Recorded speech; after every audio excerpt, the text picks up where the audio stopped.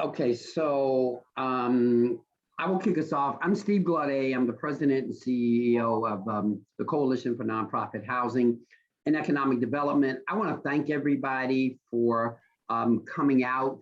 I want to get right to the reason that we brought everybody together, which is to hear about the DC Water Initiative. But I need to do a couple of kind of moment setting kind of introductions. Some of you do not know the Coalition for Nonprofit Housing and Economic Development or our Community Anchor Partnership Program. So I'm going to do quick introductions of both before I introduce our guests from DC Water, who will talk about their LeadFree DC program. So first of all, the Coalition is a systems change organization that focuses on affordable housing, economic empowerment, small business development, and workforce development, among some other things here in the District of Columbia. We're a 20-plus-year-old organization. We have encouraged all of our sectors in the District of Columbia to support any platforms or initiatives that both make DC affordable for long-term residents, but also enhance economic and business opportunities. We really kind of amped up our involvement in support of small businesses in 2010 when we launched the DC Small Business Policy Project. That project led to recommendations that would increase access to contracting and procurement opportunities, stronger quality technical assistance, and capital resources for small businesses in the District of Columbia.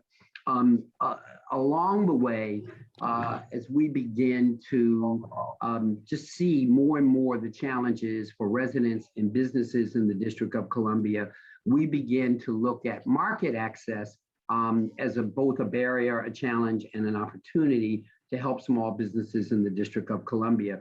And we launched several years ago our Community Anchor Partnership Program.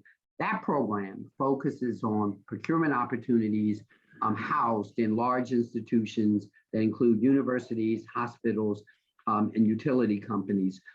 We concluded that the spend that these large institutions had were just a resource that we felt we couldn't overlook and had to figure out ways to connect to it. If you look at the screen, you will see the 9 institutions that we are currently partnering with, and I'm not going to go through them all because you can see their logos on the screen. We've had in the last couple of years noteworthy success in working with these institutions. We've helped them triple their spend to local small and minority businesses in the district. The numbers could be greater, and we want them to be greater, but they are still a tripling of the spend that these institutions have. Lindsay, if you could go back one screen, just a quick overview of our approach. We work with the institutions to identify purchasing needs and local supplier growth opportunities. We facilitate the establishment and expansion of business relationships, and then we grow the capacity of small and minority business suppliers in order to compete. When we looked at the landscape as well as some of the traditional challenges for small businesses, we identified a lot of the traditional barriers. We looked at access to capital, we looked at bonding, we looked at a host of other issues, but one of the issues we could not overlook is market access. And so we launched DCAP to do that. On the screen, you will see our 2 DCAP leaders, Lindsay Poole, who is our Vice President for Strategic Partnerships, who manages DCAP, and also Russell Blow, who is our newly hired Director of Small Business Engagement. And you'll get to know Russell more and more because Russell will be doing a lot of intentional outreach to our small businesses here in the district to educate more intimately about DCAP and its opportunities. So I wanted to do a quick, here's who CNHED is, here's what the Community Anchor Partnership is, but now I want to pivot to DC Water. And as I do, I've described how DCAP works and how we work to intentionally engage institutions. But it's really important for me to say, as I introduce our DC Water leaders, that this is a different type of engagement because before we ever met them, they had their own intentionality around supporting local small businesses in the District of Columbia. In some of the other institutions we worked, we were starting at zero. They were not tracking their local or small business spend. There was not, in some cases, any intentionality to really use their spending power to help local small businesses grow. And I just need to say that is not the case with DC Water. When we met DC Water, they had their own built up program. They had political will from the top. They had done their own internal analysis. They had built their own supplier base in some cases. What brings us here today is a really unique opportunity that actually expands their need to know the small business community. And therein lies kind of our first turn in the road with our partnership in working with DC Water. So it's important to lift that up. I would not want to create the impression that our community anchor partnership is making this happen. And I just want to be clear, this was going to happen with or without this relationship, but we are delighted to be having this relationship and to be seen as an additional resource to DC Water. So just a real quick about our relation. This past spring, we were happy to welcome DC Water as our first utility company in the mix. We've since added Pepco and are working on Washington Gas, but DC Water was the first, and we were elated to see how much internal work they were doing, and really more than work, how much commitment they had to seeing their spending power as a local resource to small businesses, not just to help them get their work done, but also just a warm embrace of the fact that they spend a lot of money and they do a lot of work and that they can be a resource. So we were delighted to do that. And so I want to really get right to the LeadFree program by introducing our two DC Water leaders. It is my pleasure to first introduce Linda Fresnel, an experienced supplier diversity and inclusion practitioner with over a decade providing capacity building resources for minority, women, and disadvantaged businesses. Linda brings the passion for helping certified firms to DC Water as senior contract compliance officer. Linda's primary responsibilities include ensuring that minority, women, and disadvantaged business enterprises are given equal opportunity to compete and win DC Water contracts. Additionally, Linda ensures that individuals who work on DC Water contracts are paid in accordance with federal and local labor laws. Let me say that again. She works to ensure that local contractors are paid in accordance with federal and local labor laws. I know that is music to some ears. In her efforts to grow certified form, Linda contributes to DC Water's technical assistance initiative, in which firms can utilize the resources to expand their business capacity. Since arriving at DC Water, Linda has increased the authority's partnerships with organizations that support and advocate for minority and women-owned businesses, facilitated conversations with certified business communities that have contributed to the overhaul of the business development plan and recovered lost wages owed to contracts and workers. I'm going to also introduce John Deignan. Deignan, am I getting that right? It's Deignan. You're good. Okay. Who is the project manager for Lead Services, LeadFree DC, in the Department of Water Quality and Technology at DC Water. John manages the Lead DC program, an ambitious initiative to eliminate all lead services lines in Washington, DC by 2030. He oversees multiple lead replacement programs, including the newly established district-funded assistance programs. John first joined DC Water in 2017, focused primarily on drinking water communications and outreach. Previously, he managed community engagement campaigns for regional water utility companies with the Metropolitan Washington Council of Government, and he has his education from the University of Maryland. So Linda, I'm going to turn it over to you. Just want to quickly remind participants to put your questions in the chat. Linda, John, and I will field the questions after their presentations, and we're so happy that people came out to learn from Linda and John today. So Linda, John. Yes. Thank you, Stephen, and thank you, Lindsay, and the team in Russell. I just want to say we are, John and I are so elated to be here today. And Stephen, I'm just as excited about our partnership as you are. I can tell you're excited. And yes, you know, we do have, with intention, our business development plan and how DC Water was to engage with our certified business community. I'll just say that our presentation today is going to focus on 3 areas. I'm going to talk a little bit in general about DC Water, but for the most part, the focus will be on the LeadFree DC program.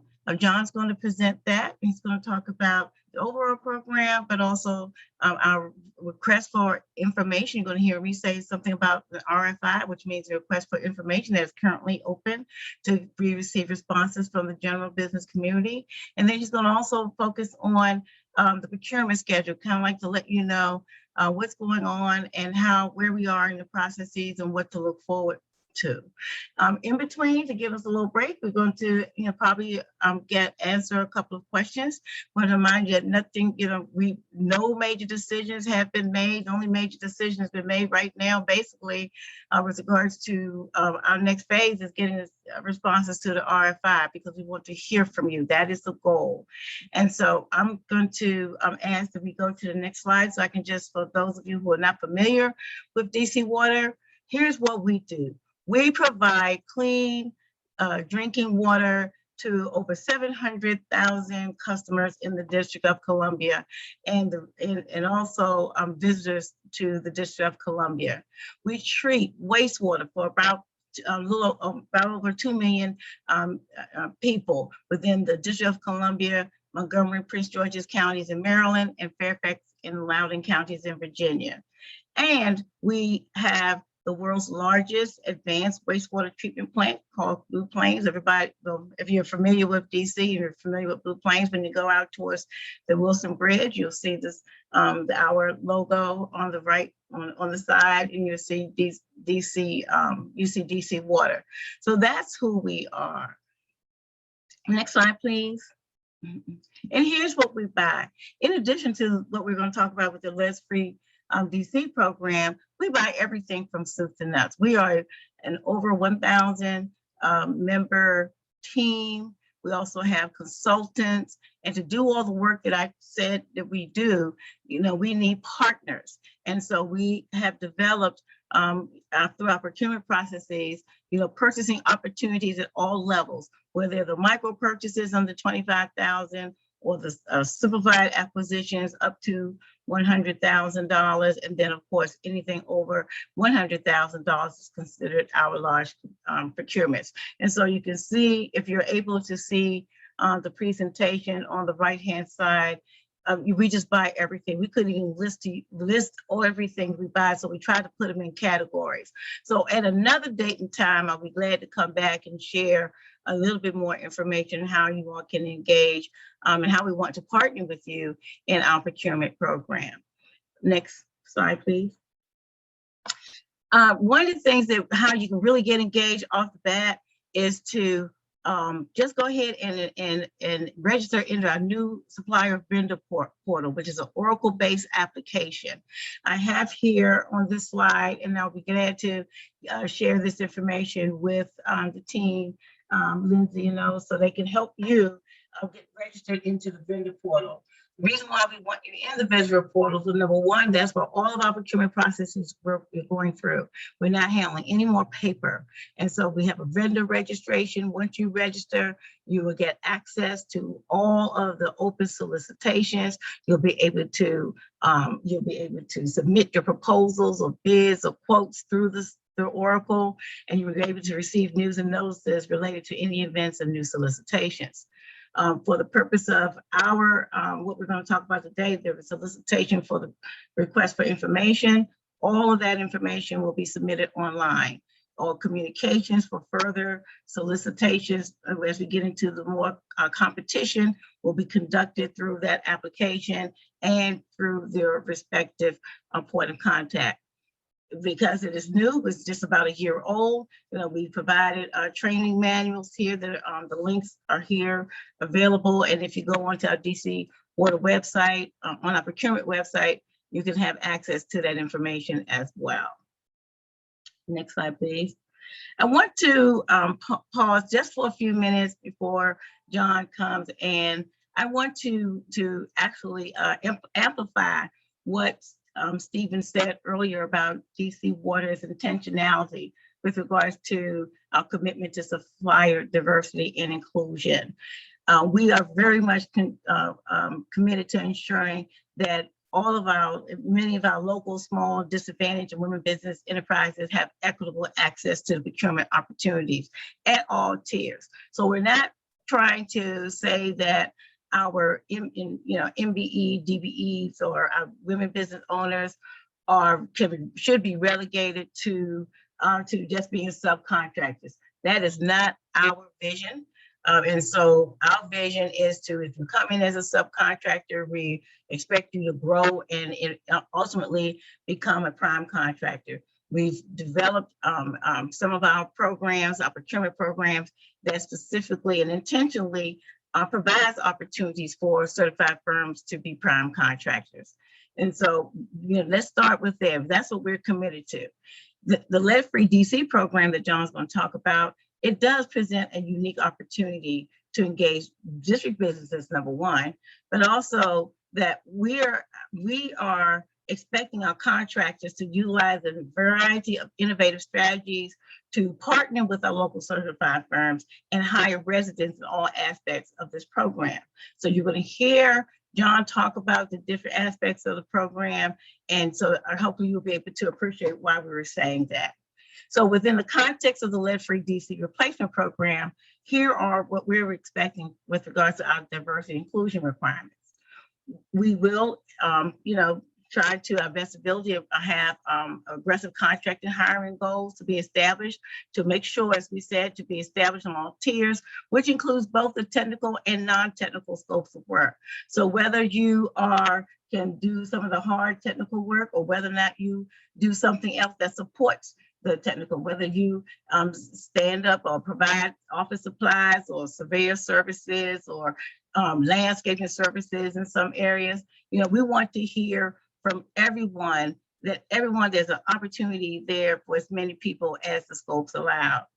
Secondly, we're expecting our contractors to partner with certified firms to help them grow. So not just to be on the plan, just to give you work, but we want the work that's going to help you grow. And that's why DC Water does have mentor protege standards, and those standards will be applied on the contracts. And then we will also leverage our Waterworks program, where our framework for hiring and training of district residents.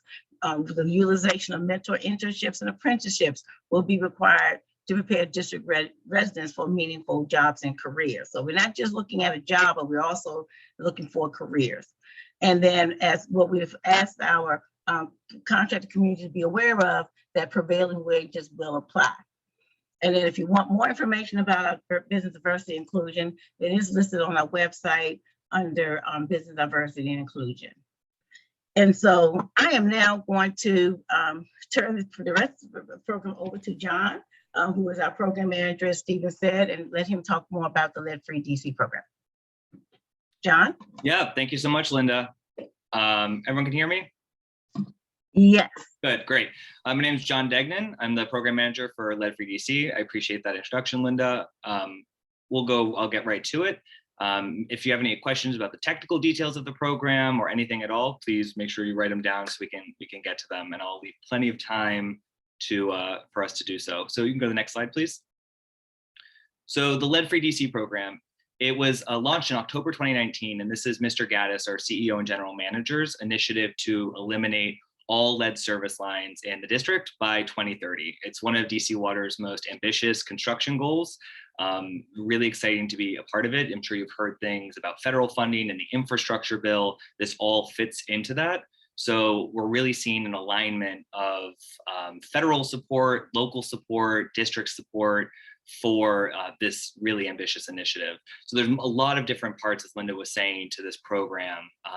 It's going to be a huge capital program, similar to the Clean Rivers project. This is $1 billion program, and it involves identifying lead pipes and inventory, inspections, utilizing proven and innovative strategies for data collection and for pipe inspection. It's going to require replacement, efficient construction technologies, trenchless technologies, effectively removing lead and mitigating for lead while minimizing impact or disturbance to customers. It's going to require engaging stakeholders, our customers, outreach efforts in the community, marketing, publications, printing, all sorts of different outreach strategies, and as well as legislative changes to help facilitate the replacement goal and to help facilitate or to help make sure that, DC Water, we have our ambitious or we have our strategies to make sure certified businesses and local businesses that this work is offered to the community. We're also pursuing legislative strategies to help make that 2030 goal a reality. So this, again, this program is very expansive, and there's opportunities for local and certified businesses in all aspects, not just engineering or construction, but we have outreach, communications, printing and production, material investigation. We have all sorts of opportunities for businesses to participate in this program. So you can go to the next slide, please. So progress is underway to remove lead pipes. We've had a lead pipe removal program since the early 2000s. I'm sure if there are any native Washingtonians, DC Water, DC and the district has a history with lead service lines. And to this point, we had been replacing lead, and I'll get into what that lead pipe looks like in a second. But for to meet this 2030 goal, we are ramping up all progress that we've been making. We're augmenting all of our programs to meet this goal. And we've already, I mentioned this is $1 billion program. We've already requested $350 million to the district, and Mayor Bowser has already funded part of this program for the next 3 years. We really appreciate the mayor's support on that. But to give an idea of the magnitude of this program and this opportunity, we've already put in that request for federal funding as part of the American Rescue Plan and the infrastructure bill. So we're expecting that funding to help us meet our 2030 goal. And again, our current efforts with our future augmented efforts that I'll get into, holistically, we're looking at a $1 billion program. So there's a lot of opportunities for businesses to engage with this. Go to the next slide, please. So just so we're all on the same page about what lead is and what it isn't. So if you can see in that diagram, those two gray circles, that is a lead pipe. It connects that public water main that runs in the street to the individual property. Those water mains in the street, those are not sources of lead. Although we have a replacement program for water mains, they're usually cast iron and other materials, but never a source of lead in water. It's these individual pipes that connect mostly single family homes between an inch, 3/4 inch to 1.5 inch pipes that are lead. And that's when lead can enter water, and that's the risk. That's the lead sources that we're removing as part of this program. So that pipe, there's two parts to that. There's a private portion on private property and a portion in public space. DC Water is responsible for that portion in public space. And under these regulatory developments, we passed a historic law with council and DOE support in 2019, where previously homeowners had to pay for all the costs on private property. But now during a lot of these projects, the costs are covered. 100% of costs on private property are covered for homeowners, regardless of income. And through other programs, it's discounted at a really significant rate. So not only are we launching or augmenting and expanding these programs, but it's also we're not going to be disproportionately affecting the cost burden to homeowners. So you go to the next slide, please. 9 on the clock. So what's the scale? How many pipes do we have in the city? So we have about 126,000 service lines that connect water mains to households, and we estimate about 28,000 of those are lead and will be replaced under this program. There are parts where there's both public and private side are lead. There are portions of these pipes where about half are only on the private property. And so the reason I bring that up is because when I talk about the different programs we have, there are different contractors, different sized plumbers that have access to replacing those pipes. But these pipes are mainly found in older neighborhoods. But if you go to the next slide, please. There's also a significant number of service lines where we don't know the material type, or the material type is based on a historic record from 1920. You can imagine what a handwritten tap card looks like from 1920. That data is not always accurate. So as part of this work, and as part of DC Water's imperative to incorporate equity into this work, we are doing strategic outreach to communities based on a metric that the area deprivation index that I'll get into. But part of this 2030 goal work is going to be strategic outreach, meeting our senior customers where they are, leveraging different technologies to be able to connect with our customers, not just traditional media and social media, but how can we leverage strategic outreach door to door, working with small businesses and coalitions who work with our aging populations, making sure that we are communicating in an accessible way to customers who speak different languages or have different proficiencies, making sure that we're able to connect at all of these different touch points to get the word out about not only our goal, but how a customer can replace their lead pipes and where we're going to be in the city. And working with customers to help identify these unknown service lines. So again, I'm emphasizing that this isn't just a capital and engineering project. This is a community-based project with a lot of different ways to be involved. Next slide, please.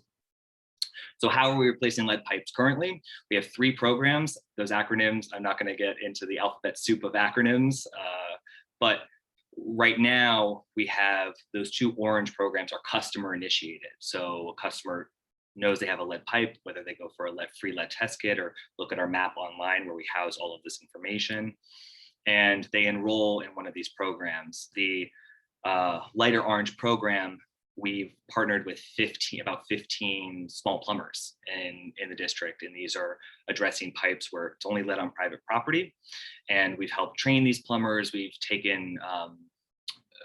helped them with permitting assistance, because a lot of these plumbers, there's a significant permitting infrastructure or a permitting process with DDOT and other district agencies that require a lot of lift, and some of these smaller plumbers would pass that cost on to the homeowner. So we've helped mitigate those efforts and those costs, but we're going to be engaging contractors and businesses, small and large, we currently do for replacement. And you're going to see about 44% of lead service line replacements today are free or discounted for homeowners. And if you can go to the next slide, as we ramp up this program, our goal is to have 100% of our replacements either free or discounted for homeowners. So everything in blue is going to be 100% free for homeowners. And it's going to be DC Water initiated, where we are going to your block to replace lead. And you can see that the light orange program that engage small plumbers and smaller businesses, that's also increases and remains. So that opportunity to engage those businesses are still going to be there. And it's important to note, DC Water doesn't hold a contract with those small businesses, but we fully help them operationalize around the city. And there's opportunities to help them communicate and spread word about their businesses as well. So this is our goal. We're working with the DOE, the Department of Energy and Environment, and the mayor's office very closely to implement laws and regulations to help get this done. And we are ramping up this next year, fiscal year, starting October, this blue program, the block by block replacement program. So you can go to the next slide, please. So when I mean block by block, you can see those areas in gray, those are lead service lines. So block by block literally means we're going from block to block in the city to replace lead pipes. And if you can think about what, I know I've had in my old place on 13th Street, we had, whenever there was a construction project going on, there was extensive outreach. We're talking ANC outreach, marketing materials, notifications in mail. There are a lot of opportunities where we need to get the word out to the community. And our CCO, Kirsten Williams, she brings a wealth of experience with how do we meet our customers at the community and identifying town halls and these opportunities to connect our business community with our customers and with our contractors. And we plan to have a very expansive outreach program to meet the 2030 goal. But this is what we're going to be ramping up starting October. It's a really exciting project. And 100% of the costs will be covered when we go block by block for the homeowner.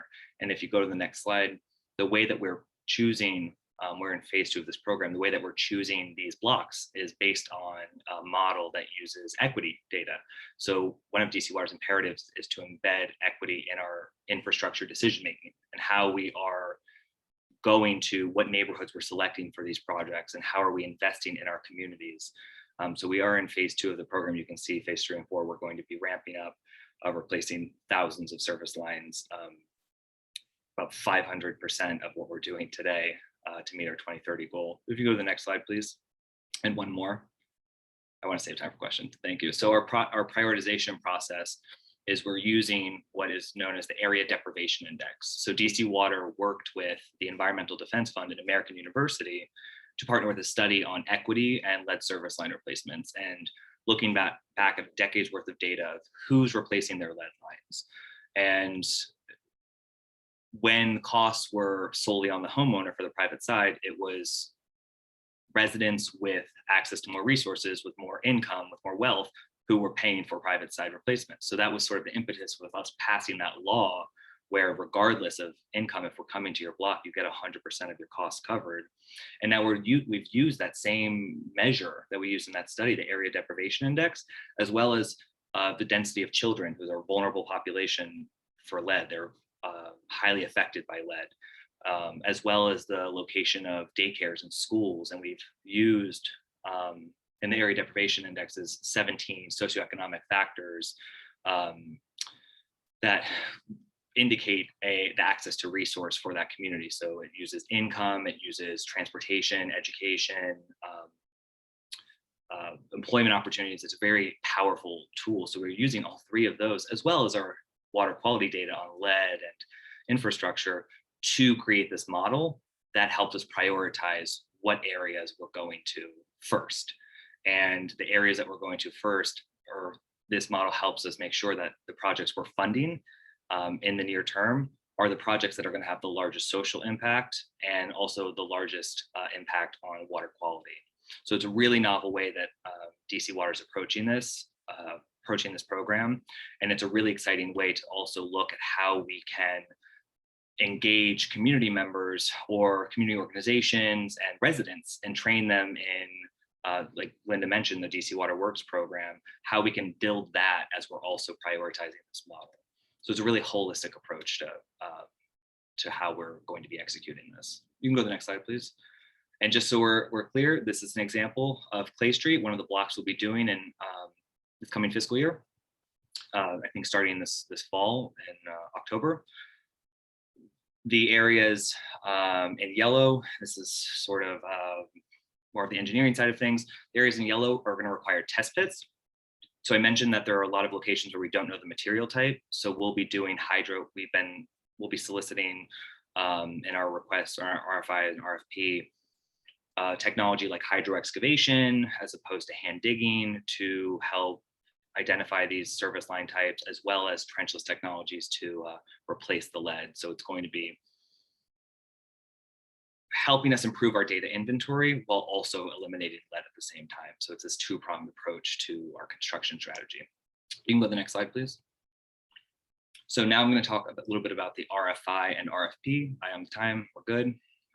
So the next slide, how we're approaching, we've put out this RFI, and I see it linked in the chat, this request for information for program management.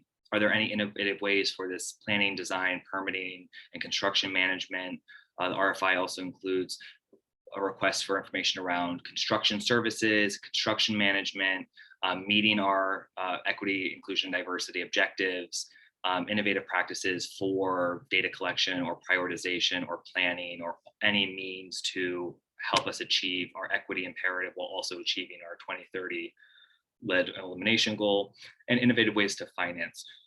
This is a very expansive RFI, and we are really doing outreach events like this, but also really hoping that even if your organization doesn't have experience with all 5 of these aspects or all of these aspects, to help share information about what you can offer, or ideas of how we can build this program to make sure we're incorporating your skill sets and how you can be involved in this. Because again, our primary objective is to eliminate lead, but do so equitably. And part of that for us means making sure that this billion-dollar program, that opportunity is invested or offered as much as possible, maximized in our community, in our city, in the district.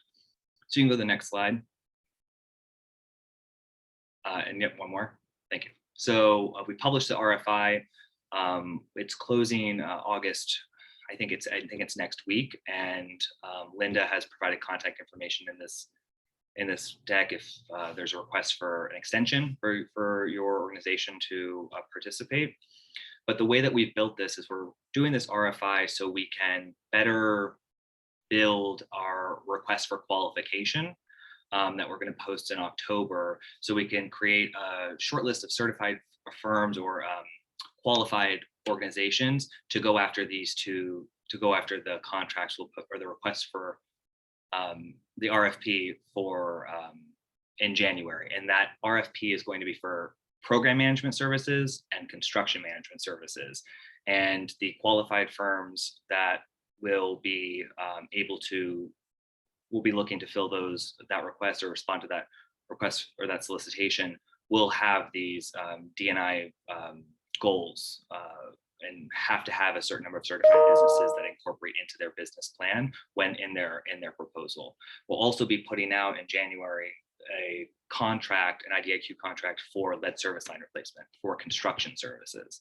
So there are a lot of, and the goals for certified businesses, and again, construction involves traffic control, traffic flaggers, printing traffic signs, making sure permitting requirements are adhered to, design of CAD drawings and traffic control plans, in addition to the actual construction. So these services, they touch so many different parts of this process, and there's so many different ways for a respondent to be competitive.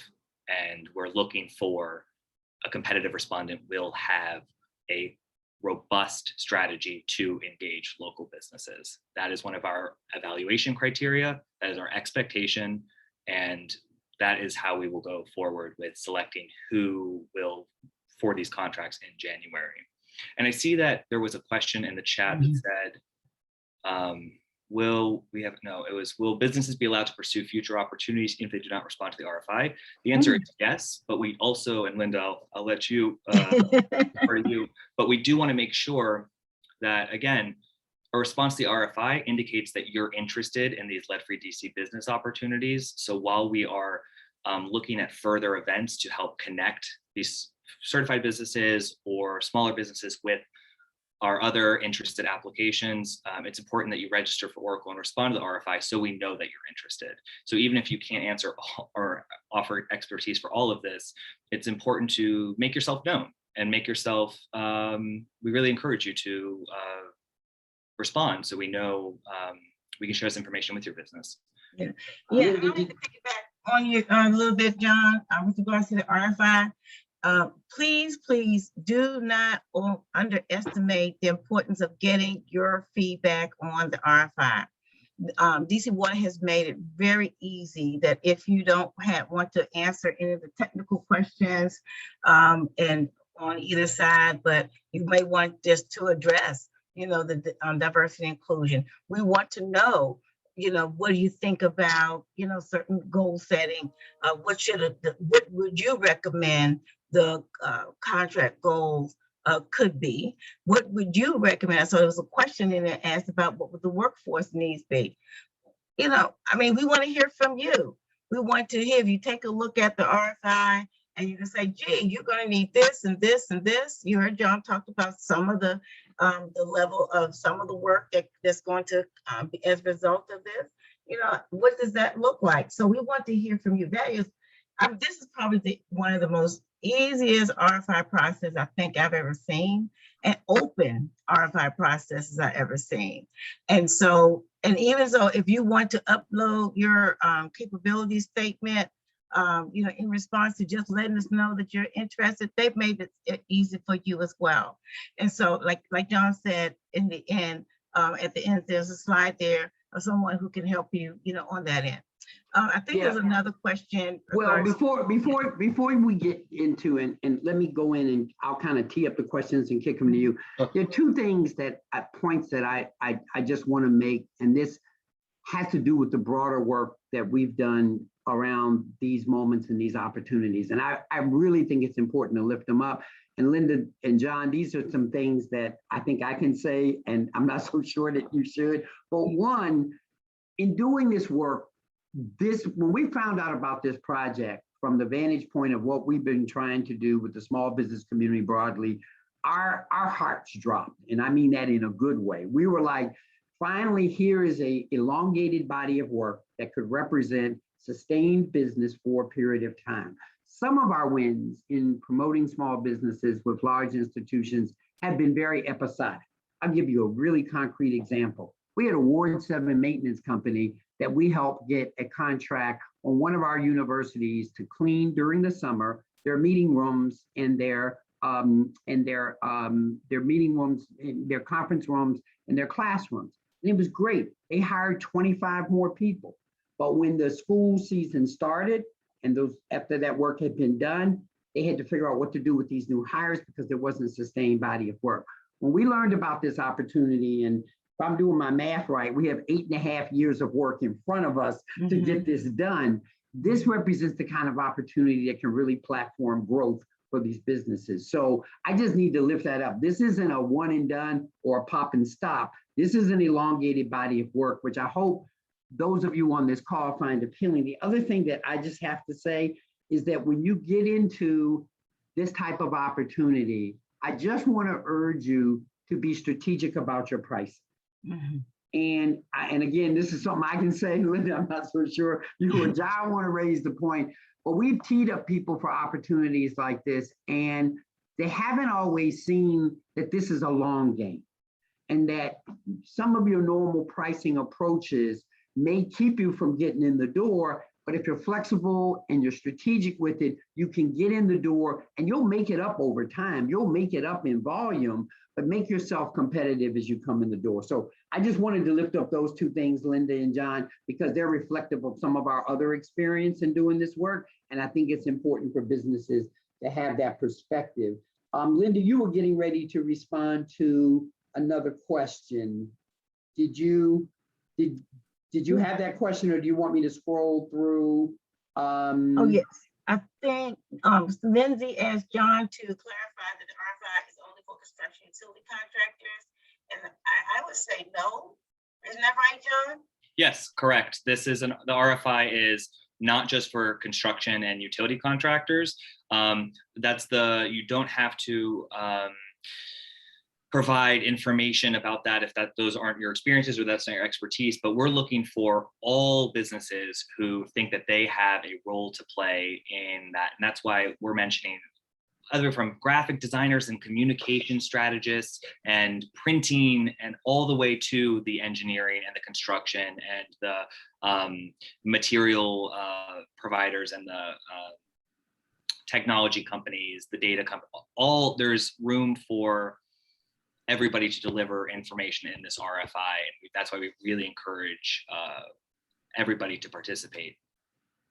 And one thing I'd like to say, the issue of workforce was raised, and I would just like to lift up a little bit CNHED's involvement with workforce development. We work with all the workforce providers in the city, both the public and the private. We work with DOES, we work with the Workforce Investment Council, but we work with all of the community-based workforce providers as well. So if any businesses see themselves as needing to scale up or staff up, CNHED can be a resource, at least referring you to those who are doing this work on a daily basis. That may or may not be of assistance, but if it is, we offer that up to support any business that sees that as a challenge that they face. Thank you. Do we have other questions? I want to scroll back.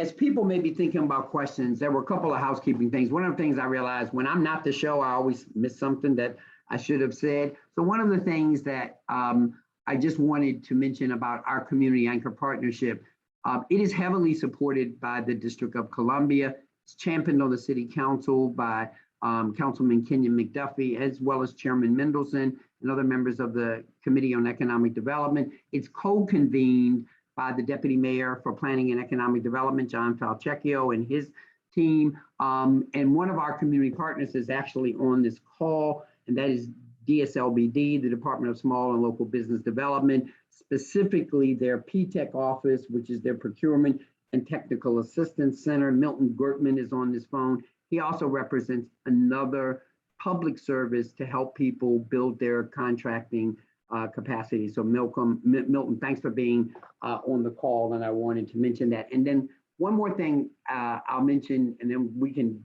come back and finish up around DC Water. One of the other services that we offer to small businesses that are growing and just trying to scale up in the marketplace, we realized that there were growth and business development needs that a lot of small businesses have in the district. And there are a number of places to get it that provide it, but to be specifically responsive to certain needs that small businesses have to grow, we launched what we call our Elevate program. It's a partnership with the George Washington School of Business, and it's a curriculum that helps businesses with what we call soft services like branding and marketing, and other things that really help them begin to turn the corner on growth and scale. And Lindsay, could you put the Elevate, there it is, it's in the chat, the link for that, and it's free to small businesses. So if you're interested in, we're actually recruiting for a cohort for the fall now, please take a look at that. It could be something that you or members of your staff, applications are due on Monday, August 23rd. So take a quick look. The application is not extensive. Let's get back to DC Water. Are there other questions? I've scrolled through the chat, Linda, and I think you and John have answered everything that's there. But I know that you all put out a lot of information. Are there other questions that participants may have about the lead-free initiative? I'm really excited about it. As a fifth generation Washingtonian, I'm excited about the work that you all are going to do to protect the city, but I'm also excited about the business opportunity that it's going to represent. And I love the tiered approach that you all are taking with this initiative. I think it's going to touch a lot of parts of our city and our population in some ways that actually represents a model for undertaking these type of endeavors. I agree. Thank you. John? Yeah, I was saying I agree. It's really exciting to be a part of, and I think this is a really exciting time. It's interesting to see all of the different levels of our government, the federal and the district aligning to help fund infrastructure projects, specifically infrastructure projects to that focus on delivering clean water to our customers, which is DC Water's primary mission. So it's really exciting to be a part of. And I'd be remiss if you could go advance another slide. So I just wanted to share the schedule. Thank you, Linda, for putting this together. The RFQ we'll be issuing it in October, and the RFI does close next week. And if you go to the next slide, this is for the construction contract. And one more, please. Thank you. So if you do want to participate, again, we really encourage you to utilize the Oracle system. You'll have access to this deck. We also, if you just search DC Water procurement and Oracle, you'll get to our webpage that has detailed instructions and videos to help you register through the vendor portal, as well as contact info. But if you have questions about the RFI, please reach out to Mr. Scott, especially if you want to request an extension past the closing date. But again, you have plenty of time to participate, and we really encourage it. So thank you for your time today. Appreciate it. And real quick, there's another question that asked, are there any set aside business opportunities for minority-owned businesses, benefit corporations, or other underutilized businesses? Okay, I think right now we have not made any goals. We established goals on these projects and we have not done that. However, we would like to hear your input in the R5 response so that we'll know what you're thinking of. What would you recommend? And I can't reemphasize enough about that diversity and inclusion. That's a question that's being addressed, that's asking for input from the community around goals. And so give us some thought and give us your feedback. That's the beauty of this process. This is the one time that you could even be almost anonymous, I guess, in some sense, but you could at least put your information in and ask the question so that we can give us something to think about. And that's what the purpose of the RFI. We want to know the best practices. Somebody asked about what the labor needs, like you said, Stephen, give us the best practices on how to do that.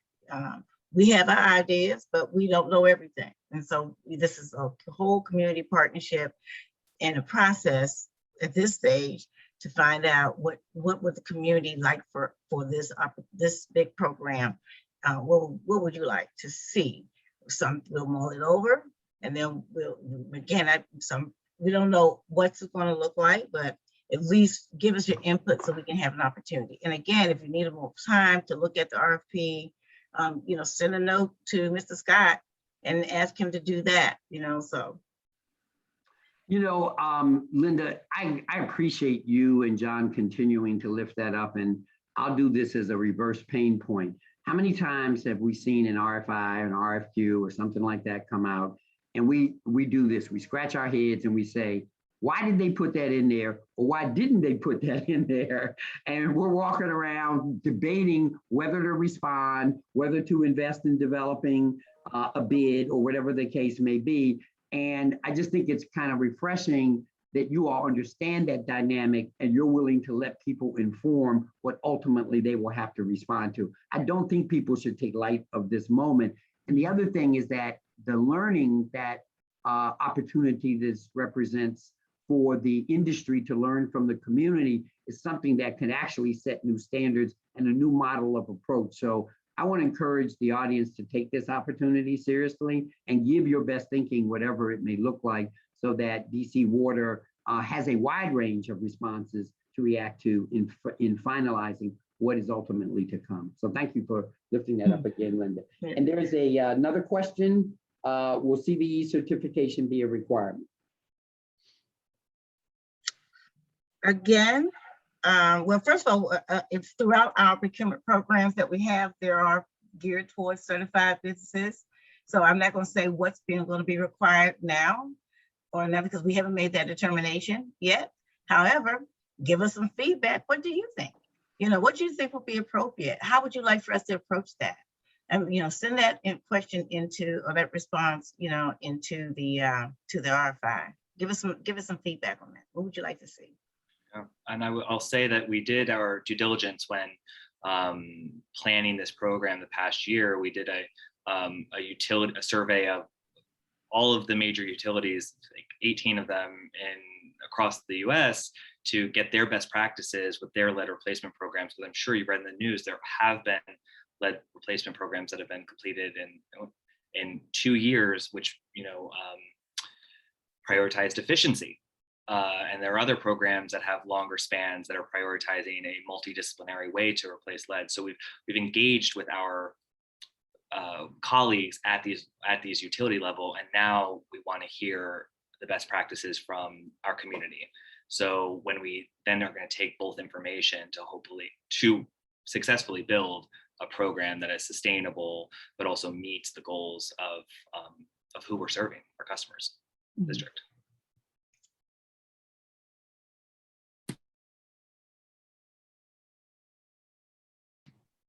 So I think we are at time. I don't see any more questions in the chat. Linda or John, you're welcome to make any closing statement you want to make. But before you do, let me thank you both, not just for being here today, but for everything that you're trying to do, both to help the District of Columbia, but also to help the small business community have access to your industry and your opportunity. So thank you so very much. And I welcome either one of you to make any closing statements you want to make. Yeah, well, I would just like to say again, thank you for the partnership. This is a long-term project. I see a lot of good things that can come through this partnership to make sure and to help encourage our certified firms to participate. And I just want to say that I'm hoping that we can come back again and talk about some of our other opportunities.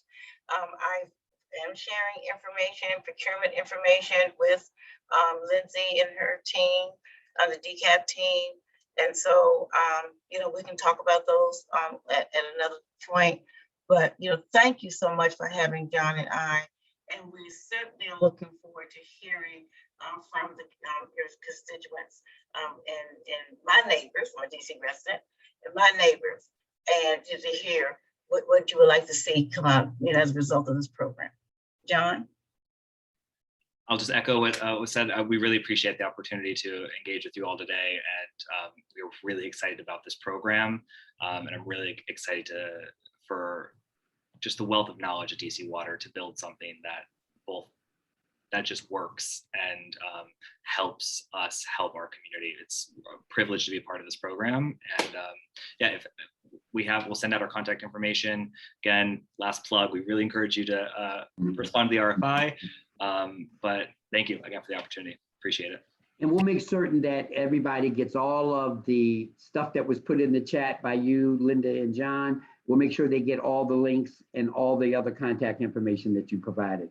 Thanks everyone for coming. Again, thanks Linda and John. We look forward to working with you over time on this and other efforts as well.